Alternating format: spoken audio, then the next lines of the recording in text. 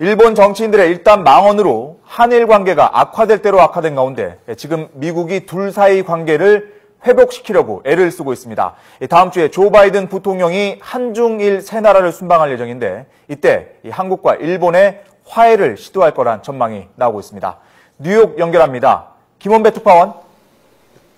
네, 뉴욕입니다. 네, 미국이 한일 관계 개선에 본격적으로 나설 것 같다고요. 네, 그렇습니다. 바이든 미국 부통령이 다음 달 2일부터 일본과 중국 그리고 우리나라를 차례로 방문할 예정인 가운데 백악관 고위 당국자가 오늘 언론에 바이든 부통령 순방의 의미를 설명했습니다.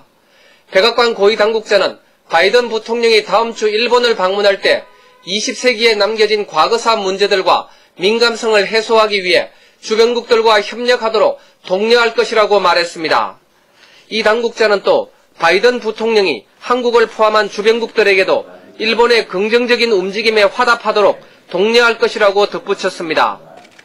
바이든 부통령은 한국과 일본 사이에 몇 가지 어려운 과거사 문제들이 있고 이것들이 한일 관계를 지속적으로 규정하고 있다는 것을 알고 있다고 이 당국자는 밝혔습니다.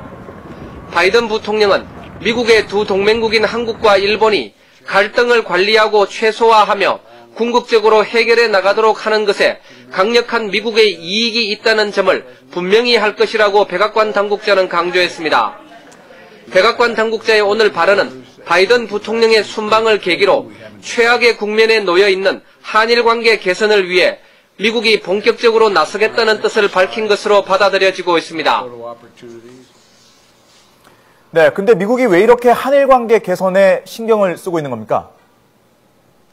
네, 앞서 백악관 고위 당국자도 말했지만 미국 입장에서 볼 때 한국과 일본은 아시아에서 가장 중요한 동맹국입니다.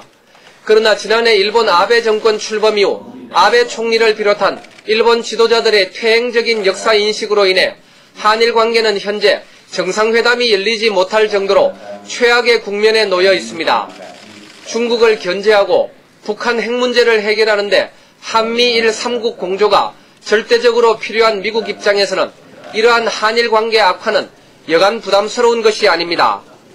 특히 중국이 일방적으로 방공식별구역을 선포하며 미국에 도전장을 내민 현재의 긴급한 상황에서 미국은 한일 관계 악화를 더 이상 방치할 수 없다는 결론을 내린 것으로 볼 수 있습니다. 문제는 일본의 아베 정권이 미국의 요구에 대해 어떻게 반응할 것이냐 하는 것인데 바이든 부통령 순방 이후 과거사 문제에 대해 전향적인 입장 변화가 있을지 주목되고 있습니다. 지금까지 뉴욕에서 전해드렸습니다.